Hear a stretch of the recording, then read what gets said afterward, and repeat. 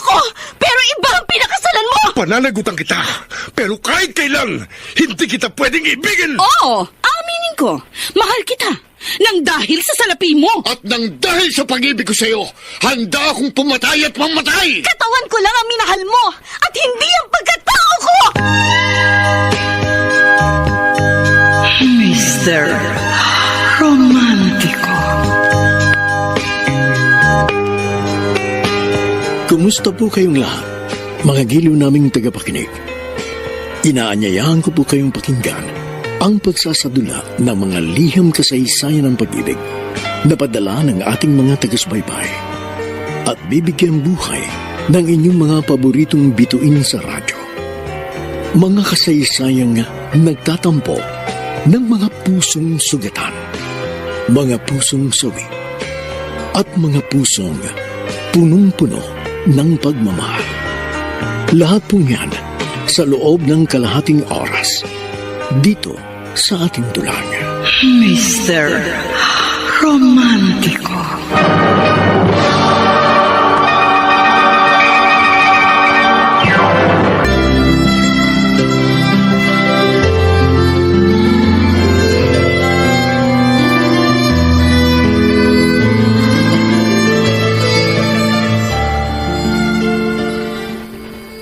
Tuwang-tuwa si Minerva, Mama. Hindi kasi niya yun inaasahan eh. Kahit naman ako, ganon din ang naramdaman ko nang mabigyan ako ng kaparehong pagkakataon. Servidora ako sa karinderya nang pag-aralin ako ng amo ko. Kaya nakikita ko sa kanya ang aking sarili. Kahit naman ako, Mama, natutuwa rin ako para kay Minerva. Oh, ano ngayon ang plano mo, anak? Magtatapat ka na ba sa kanya? Ewan ko, Ma. Mukhang natotorpe ko eh. Natotorpi ka lang ba? O natatakot ka na? Mahigit 10 taong ka ng single. And don't tell me, hindi ka pa rin nakaka-move on. Hindi ko alam, Ma. Bahala na. Aba, hindi po pwedeng bahala na. Dapat mayroon kang malinaw na plano. Ano ba talaga ang gusto mong mangyari?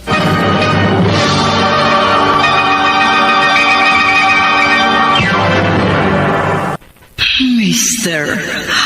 Romantico. Kailangan ko'y ikaw, walang iba kundi... Mr. Romantico, maraming beses nang sumapit ang aking kaarawan na para lang sasakyang dumaan sa aking harapan.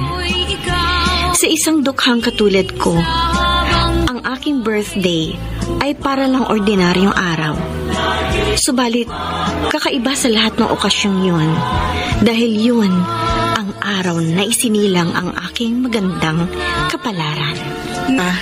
Dahil mabait naman talaga sina Lola at Tito Walter. Alam ko naman yun eh. Pero hindi ko pa rin inaasahang pag-aaralin nila ako. Kaya nga, pagkakataon mo na ito. Kung hindi ka nahinto ng 3 taon, di sana magkaklase pa rin tayo hanggang ngayon. Katulad nung high school pa tayo. Oo nga eh. Pero okay lang. At least, makakapag-umpisa akong mag-college sa susunod na school year. O siya nga pala, kamusta na kayo ni Tito Walter? May sinabi na ba siya sa'yo? Sinabing, ano? Ay, naku, patay. Ano? Nagot ako kay Tito. Nadulas ang dila ako. Bakit? Ano ba yun? Nakaka-intriga ka naman. Sige na nga. Sasabihin ko na. O ano? Pero atin-atin lang ha. Kasi baka magalit sa akin si Tito Walter.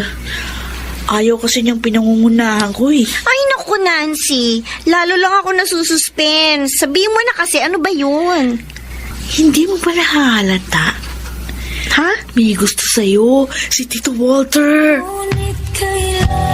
Well, salamat naman kung ganon.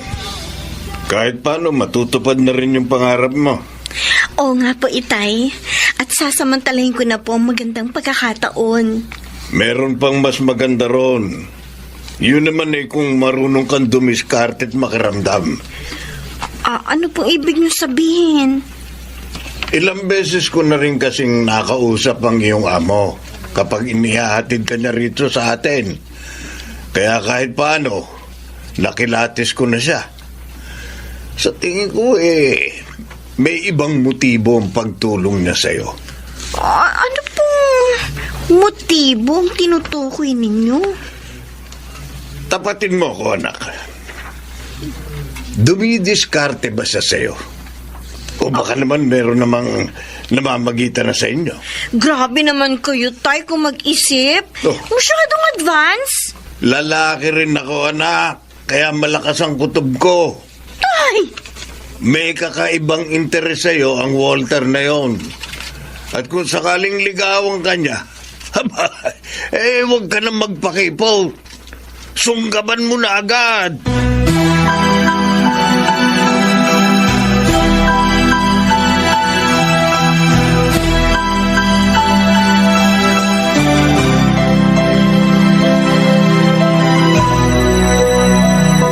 Kung saan niya gustong mag-aral? Opo, ma. Nakapasa na po siya sa entrance exam doon sa University ni Nancy. Ah, ganun ba? Ayaw nila talaga maghiwalay, ano? Siyempre naman po, sila mag-best friend eh.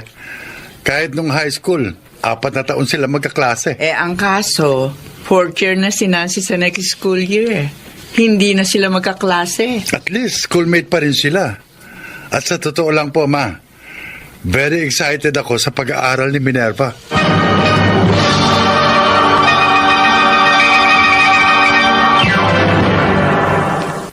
Mr.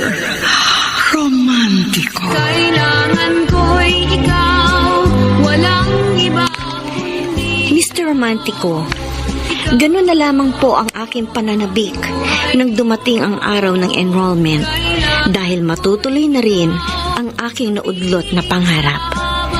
Ang makapagtapos sa aking pag-aaral.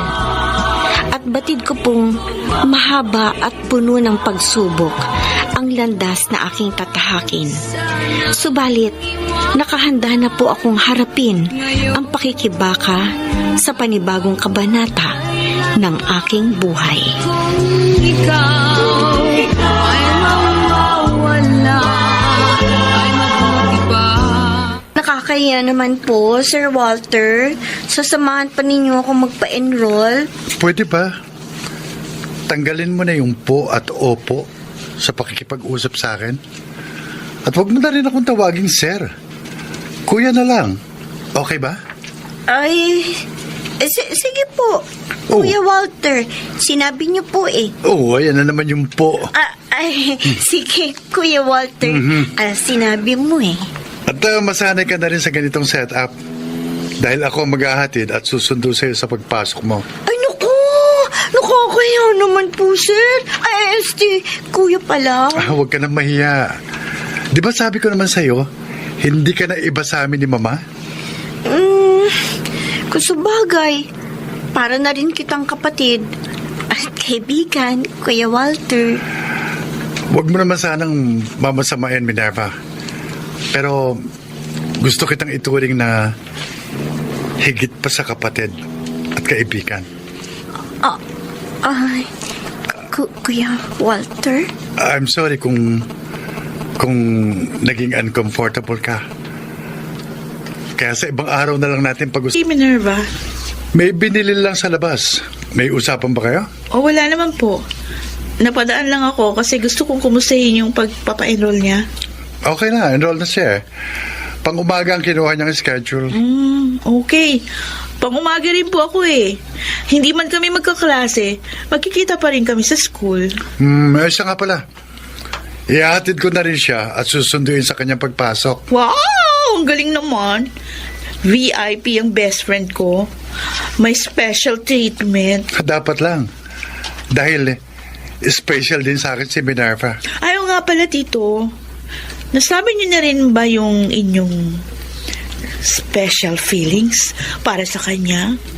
May pahapyaw na akong sinabi sa kanya. Saka ko na lang uulitin. Baka mabigla eh.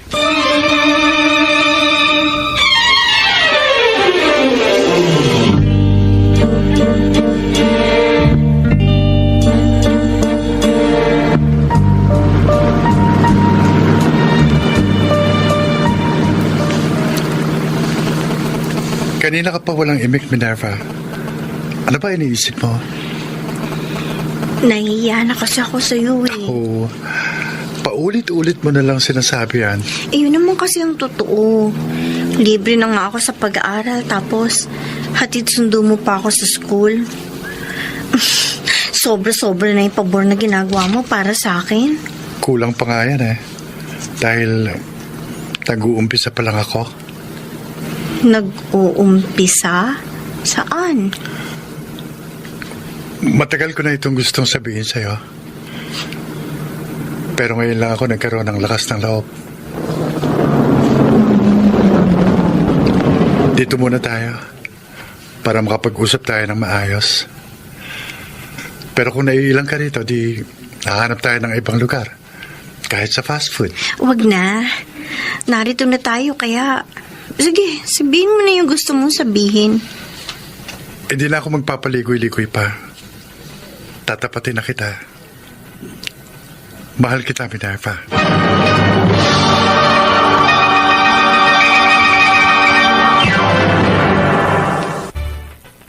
Mister. My guy, Bakit ko naman kailangan pang pagtagalin? Eh kung nakikita kong doon di naman kami papunta. mahal mo ba naman siya? Honestly, di ko alam. Hindi mo alam? Bakit ka nag-commit sa kanya kung hindi ka sigurado sa nararamdaman mo? Mula po yan, Minerva. Kahit pa paano, sure naman ako meron akong nararamdaman sa kanya. Kahit Alam mo ang pangalan mo? bolero po pala kayo, sir. No. Bakit hindi mo tanungin ang salamin? Siya ang magpapatunay na hindi ako nang bobola. Ay! Sir, tapos na po yung break time. Okay. Sige. Balik na kayo sa inyong mga klase. I'm glad to meet you, Minerva. Hope Same to see here, you sir. again. Okay, sir. Professor ba dito si Sir James? Bakit hindi ko siya kilala? Oo, dati ko siyang professor sa math subject. May pagka-terror yun. Buti na lang, hindi siya natapat sa'yo. In fairness, gwapo siya. Kawig ng paborito kong Hollywood actor na si Tom Cruise. Mukhang type mo pa yata siya. Kung sa bagay, kahit na nga ako, crush ko rin siya eh. Pero sa tingin ko, kursunada ka niya. Ha? Uy, matuli siya si Sir James ha. Kaya mag-iingat ka.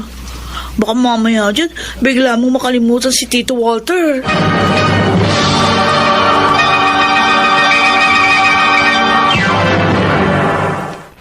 Mister. Romantiko. Kailangan ko'y ikaw, walang Mr. Romantico, ikaw. aaminin kong na-attract ako kay Sir James sa una namin pagkikita. Subalit nakaramdam ako ng guilty feelings. Nakakommit na ako kay Walter at wala akong balak na maging unfaithful.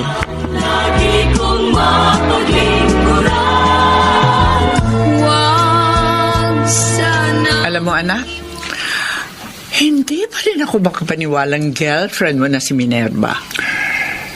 Hindi ko rin naman po inaasahan yan, ma. Pero parang nakakainip pa rin po. Ano? Ang bilis mo nga siya napasagot. Pero naiinip ka pa ng lagay na yan, ha? Kasi 4 na taon yung course niya eh. Kaya malamang maghintay din ako ng 4 na taon o higit pa. Kung sa bagay, matanda na ako. At ayoko na malisanin ng mundong ito nang hindi ko man lang nasisilayan ng aking magiging apo. Ay, sana naman makaabot pa ako. Sana. Kulitan siya. Ganun pa man, hindi ko maintindihan ang sarili ko kung bakit hindi ko siya magawang tanggihan. Wag sana. Salamat.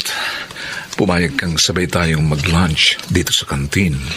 Paano naman ako makakatanggi sa super kulit na katulad mo, sir? Ay, siya nga pala. Sino nagbigay sa'yo ng number ko? If there's a will, there's a way. Kapag interesado ako sa isang babae, gumagawa ako ng paraan para mapalapit sa kanya. Ngayon pa lang ay paprangkahin na kita, sir. Kung ano man ang binabalak mo, huwag mo nang ituloy. Dahil hindi ako nag-entertain ng suitor. Bakit? Taken ka na ba? Yes, sir. May boyfriend na ako. At wala akong balak na maging komplikado ang love life ko. Oh, wow. Boyfriend pa lang naman, kaya may pag-asa pa ako. Kung yun ngang mag-asawa, naghihiwalay pa. Magjowa pa kaya? I'm sorry, Sir James. But you are barking at the wrong tree. Kung naghahanap ka ng babaeng salawahan, wag ako. Oh, wow. Lalo mo akong pinahanga. Kaya lalo akong naging interesado sa'yo. Anyway, hindi naman kita mapipilit na mahalin ako. Pero, hindi mo ako mapipigilang. Ibang klase ka, Minerva. Ang haba ng hair mo. Ay, nako, Nancy. Kung alam mo lang, sumasakit na yung ulo ko. Mabuti nga. At hindi ko siya naging professor. Dahil kung nagkataon, lagi akong kukulitin nun. O ano ngayon ang balak mo? Bahala na. Basta, iiwasan ko na siya. Ay, ibang klase ka talaga. Ang dami nga na estudyante nagpapantasya kay Sir James. Pero tatanungin kita, hindi ka ba kinilig nung sandaling magkasama kayong dalawa? Yun. Oh? Yun ang problema. Alam mo ba, may kakaibang kiliti yung mga titig niyo. Kinikilig oh. Kaya habang maaga pa, iiwasan ko na siya. Tama ka. Titig pa lang ni Sir James, makalaglag panty na. Kaya malamang nga, bumigay ka kung hindi mo siya iiwasan.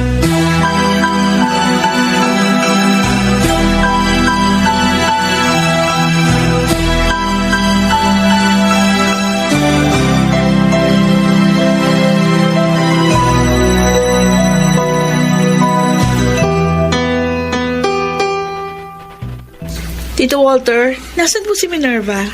May binili lang sa labas. Mabuti naman, nagabi ka uli rito. Matagal ka rin naman kasing hindi napapasyal eh. Ay, medyo busy lang po kasi, Tito. 4th year na kasi ko. Kaya maraming activity sa school. Siya nga pala. Nagkikita pa ba kayo ni Minerva sa school? Oh, sabay po kasi ang break time namin. Kumusta naman siya? Wala ba siyang naikukwento sa'yo? Ha? Kinukwentong ano? Yung mga experience sa school. Kasi matagal siyang nahinto. Baka kasi nahihirapan siya. Okay lang naman po siya, Tito. So far, so good. Wala ka bang alam na ibang umaali-aligid sa kanya? Alam mo na siguro yung ibig kong sabihin. Nagpapaligoy-ligoy ka pa, Tito. Gusto mo lang sigurong itanong kung meron kang karibal kay Minerva. Ayun, natumbok mo. Kasi sa itsura ni Minerva, malaki ang possibility na may ibang magkagusto sa kanya. Siguro, mabuti siya nalang po tanongin nyo. Ayoko kasi siyang pangunahan. Kung gano'n, may alam ka. Kaya sabihin mo sa akin, sinong karibal ko kay Minerva? Tito, sabi ko naman po sa inyo, si Minerva na lang pong tanongin nyo. Nancy? Uy, Narinig ko ang huli mong sinabi. Ano ba tinatanong sa ni Walter? mabuti siguro kung kayo na lang mag-usap. Tito, sige po, pupuntahan ko lang si Lola doon sa kwarto niya. Oh, bakit natahimik ka, Walter? Ano bang gusto mong itanong sa akin? Tapatin mo ako, Minerva. May kaagaw na ba ako sa puso mo? Sabihin mo sa akin, sinong karibal ko?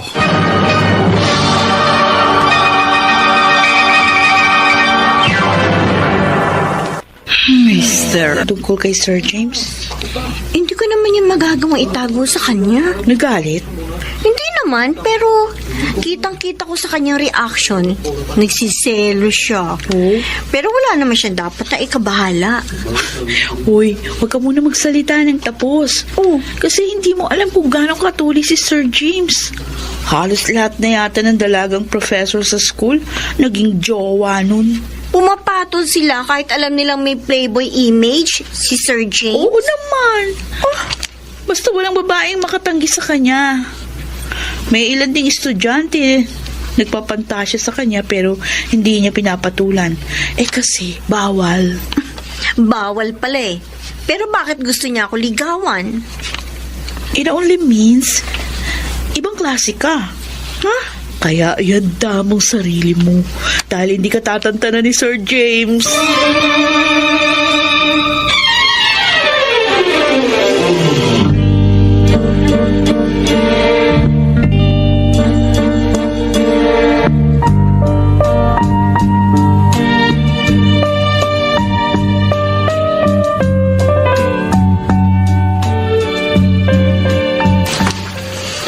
Wow, ang aga mo.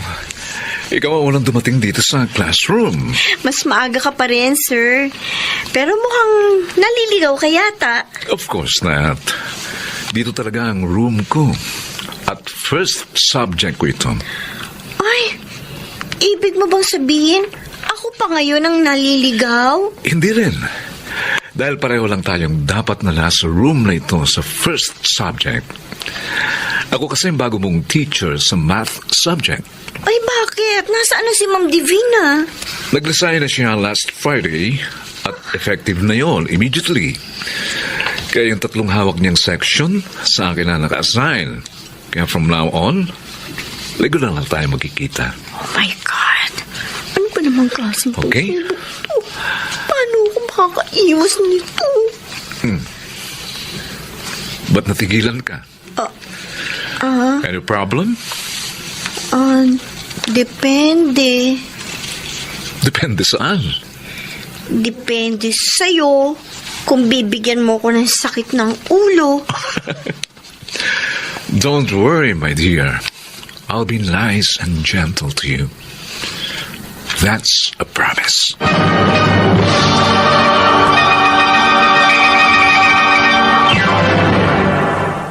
Mr. Romantiko. Kailangan ko'y ikaw, walang Mr. Romantico, hindi ko batid kung parang nananadya ang tadhana dahil inilalapit ako nito sa taong dapat kong layuan. Ganun pa man, ay may nakita pa rin akong magandang pagkakataon upang aking malaman kung gaano ako katapat kay Walter. At dito ko rin masusubok kung gaano katatag ang aming relasyon.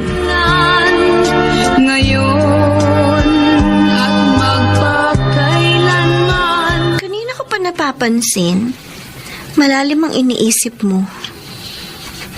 May problema ba, Walter? Wala.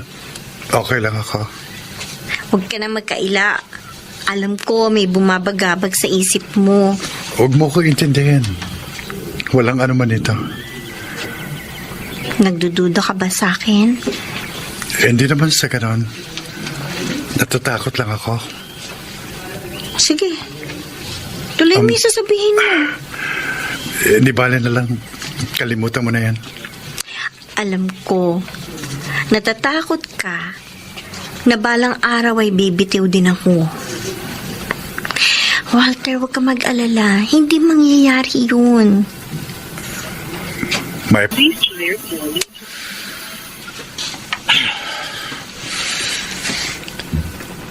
Ilang beses ko lang dinaya lang. Baka naman mali yung address na nakuha ko sa registrar's office. Pero nasa tamang kalye naman ako Ay, hindi bale. Magtatanong na lang ako. Ayun, may matandang laking nakatayo. Sa kanya na lang ako magtatanong. Sir, excuse me po, magandang hapon po. Pwede po bang magtanong? Ano yun, Leo? May kilala po ba kayong Minerva San Juan? Anak ko siya. Bakit? Anong kailangan mo sa kanya? Ay, kayo po pala ang tatay niya. Dito po ba siya nakatira? Oo, dito nga. Bakit? Sino ka ba? At bakit ang dami mong dalang bulaklak? Professor po niya ako. Andyan po ba siya? Wala eh. Madalang siyang magawi rito. Nandun siya sa amo niya. Namamasukan kasi siya bilang isang kasambahay. Ganun po ba? Sige po, salamat po. Sa ibang araw na lang po ako babalik.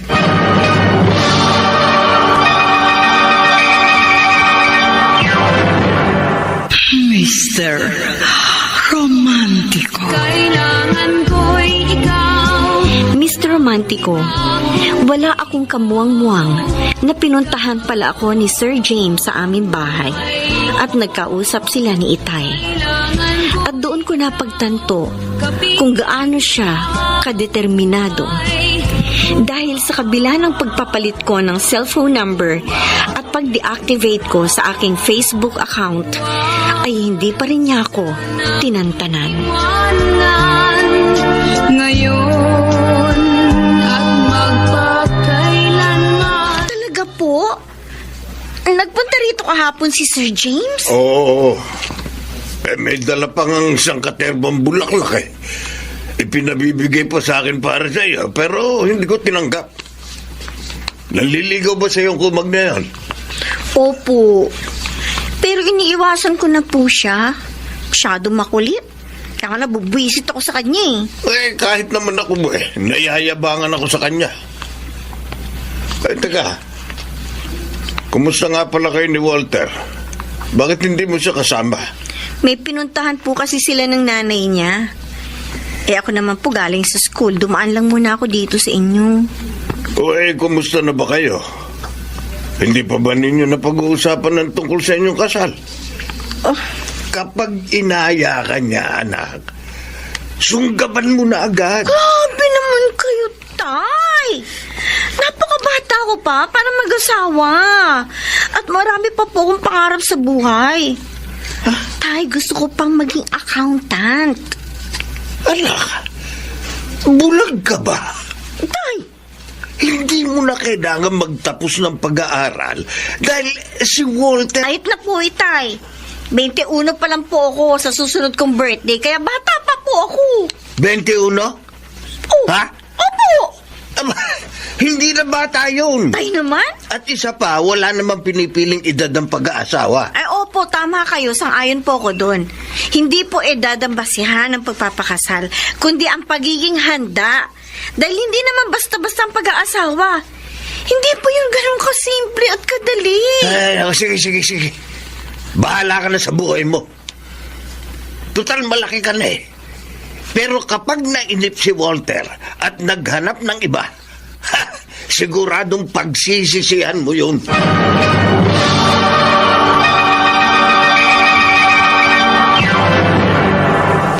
Mr. Romantico. Kailangan ko'y ikaw. Mr. Romantico, hindi ko na po masisisi si Walter kung nagmamadali siya dahil hindi niya kakampi ang panahon. Samantalang ako ay marami pang hawak na oras sa ibang bagay. Ayokong ilagay ang aking sarili sa isang sitwasyong magdedemand ng mas malaking responsibilidad dahil baka mabigo akong gampanan ang aking tungkulin. Ngayon at magpakailanman. Alam mo bang 3 lang sa mga kaklase mo ang pumasa sa subject ko? And sad to say, kasama ka sa mga bumagsak. Paano naman kami papasa? Sobrang hirap ng mga exam mo. Tama nga si Nancy, terror teacher ka nga. Okay, don't worry. Bibigyan ko ng second chance ang lahat ng bumagsak. Hindi ko na kayo pahihirapan. And from now on, magbabago na ako. At hindi na rin kita kukulitin. Talaga lang di wow. Pero sana naman, maging magkaibigan tayo. Kaya huwag mo akong iwasan, okay? Sure. Walang problema. Madali naman akong kausap.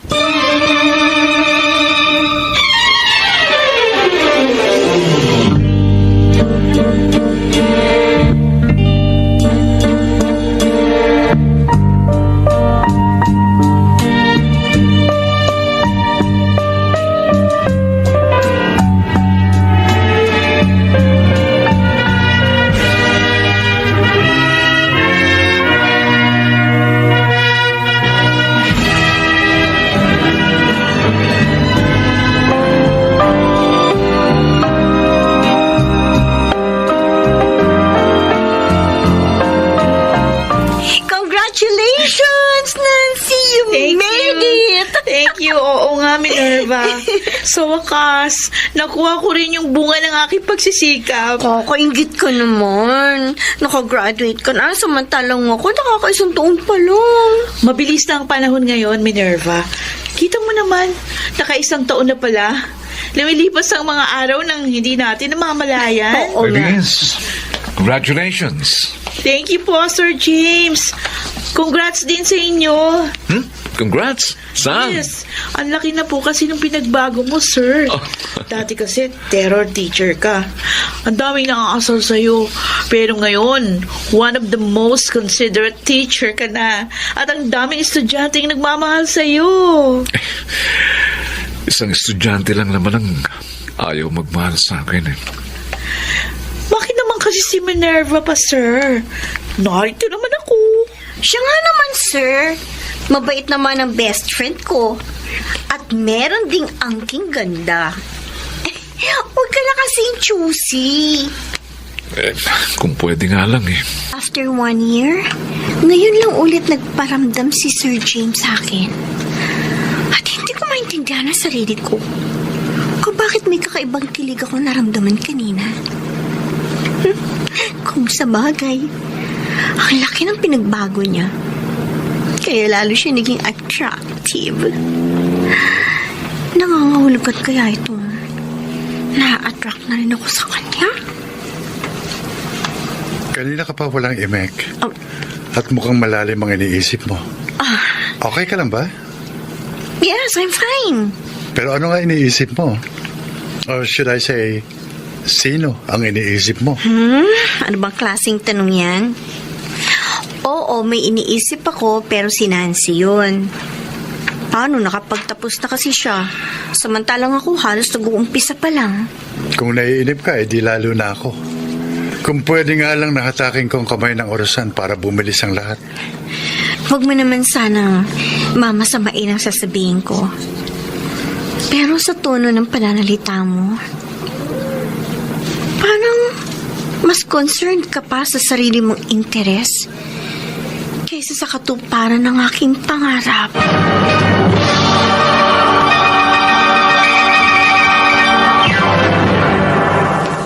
Mr. This oras na ng gabi, matulog na tayo. Mauna ka na. May tinatapos pa akong assignment. Halos gabi-gabi ka na lang ganyan. Ano magagawa ko kung lagi may pinapagawang homework ang professor ko? Minerva, mag-asawa na tayo. Kaya dapat, akong priority mo. Bakit? Ginusto ko ba ito? Napilitan lang ako magpakasal sa'yo dahil pinagsamantalahan mo ko. Akala ko ba napatawad mo na ako? Bakit patuloy mo pa rin akong sinusumbatan? Dahil masyado kang demanding eh. Asawa mo na ako, nangyari na ako anong inaasam-asam mo. Pero paano naman ako? Meron din akong pangarap na gusto kong matupad. Eh, di naman kita pinipigilan, di ba? Okay lang sa akin kung maglaan ka ng sapat na oras at atensyon sa iyong ambisyon. Pero huwag mo namang ipagkait ang panahon at kalingang para sa akin. Wala akong pagkukulang sa'yo. Masyado ka lang demanding at mapaghanap. Nakikita mo naman, hindi ba? Hindi pa ako tapos sa homework ko, kaya wag mo kong istorbohin. Okay, fine. Bahala ka sa gusto mo. Kung talagang mas mahalaga sa iyo ang iyong pag-aaral, eh di yung libro at computer ang asawahin mo.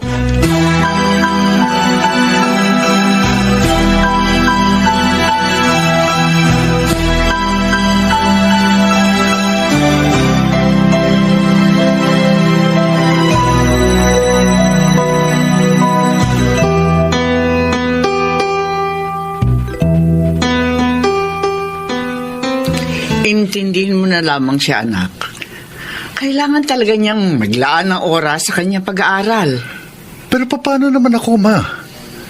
May mga pangangailangan din akong dapat niyang ibigay. Abay, magtiis ka na lang muna. Malapit ang matapos ang kasalukuyang semestre. 3rd year na siya sa susunod na school year. Kaya mahigit 2 taon na lang ang hihintayin mo. Hindi pa doon matatapos, ma. Dahil kung makakagraduate na siya, siyempre, magre-review yun para sa kanyang board exam. Hayaan mo na lamang, anak.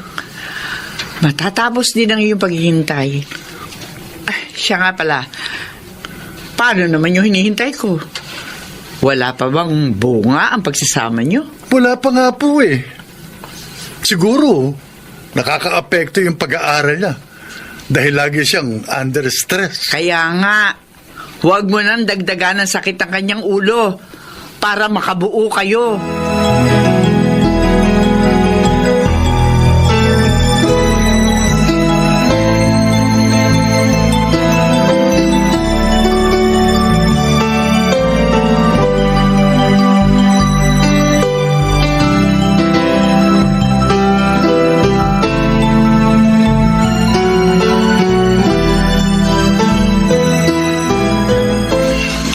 Pasensya ka na ha.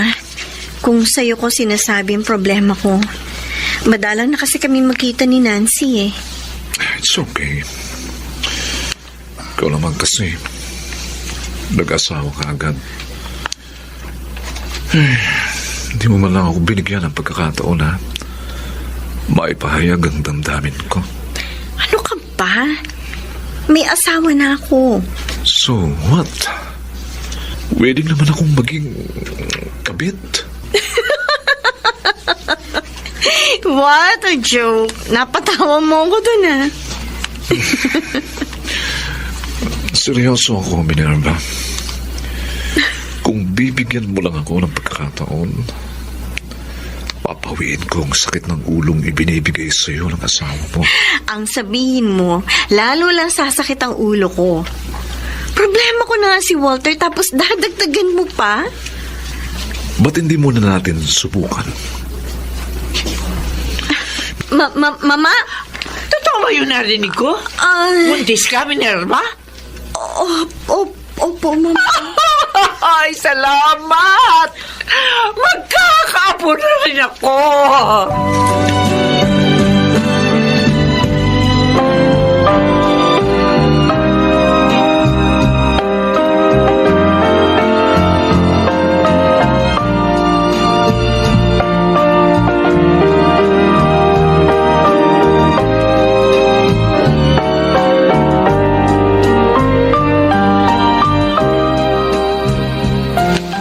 Hindi sa akin yan.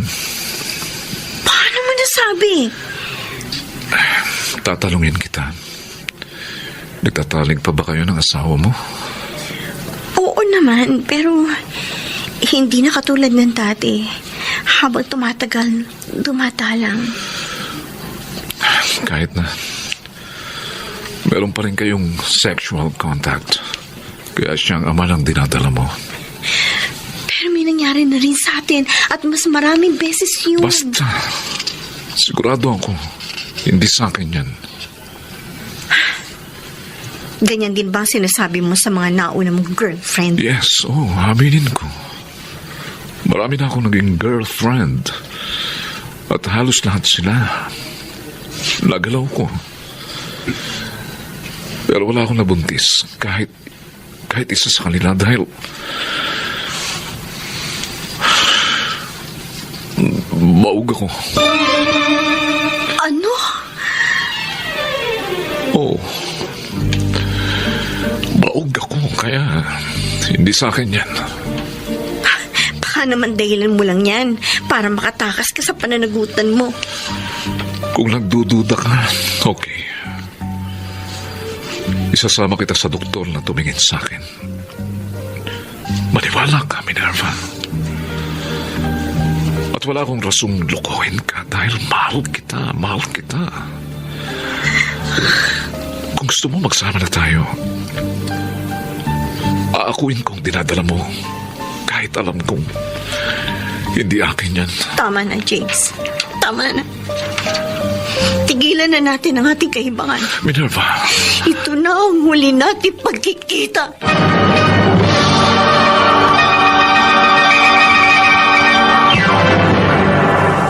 Mr. Romantico. Kailangan ko'y ikaw. Mr. Romantico, batid kong nagsasabi ng totoo si James. Kaya kahit paano, ay nakahinga pa rin ako ng maluwag. Dahil si Walter, ang ama ng aking anak. Ganun pa man, ay inuusig ako ng aking budhi, kaya napilitan akong huminto sa pag-aaral, upang sa ganun ay tuluyan ng maputol ang aking kahibangan.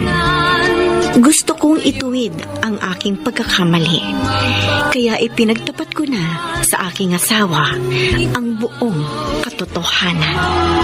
Wala ay mabuti pa ang kamatayan. Pagkatapos mo akong pagtaksilan, sasabihin mo akong ama ng dinadala mo? Totoo ang sinasabi ko. At hindi na kita masisisi kung ayaw mo maniwala. Okay, fine. Sabihin na natin yun nga ang totoo. Pero bakit, Minerva? Bakit mo ito nagawa sa akin? Saan ako nagkulang? Ano kasalanan ko sa'yo? Wala kang kasalanan. Ako ang nagkamali, kaya patawarin mo ako, Walter. Patawarin mo ako. Hindi ganun kadali magpatawad. Dahil napakasakit ng ginawa mo. Sobrang sakit. Oo. Marahil nga naging demanding ako. Pero sapat na bang dahilan yon para pagtaksilan mo ko? Oo na. Inaamin ko. Kasalanan ko ang lahat. At wala na akong magagawa kung hindi mo ako mapatawad. Kaya alis na lang ako. Dapat lang. Ang kapal naman ang mukha mo kung mananatili ka pa rito.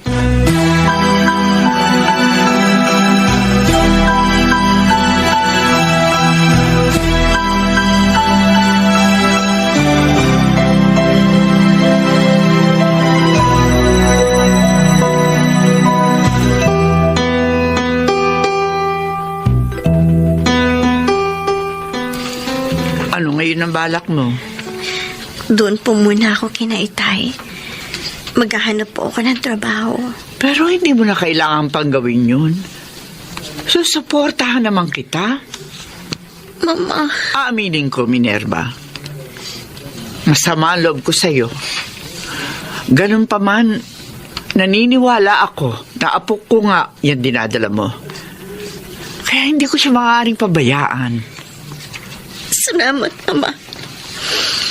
Marami pong salamat. Huwag ka munang magpasalamat. Dahil kahit kumbinsido ako, kailangan ipa-DNA test natin na papanganak mo. Yun lang ang tanging paraan upang lubusang matahimik tayong lahat.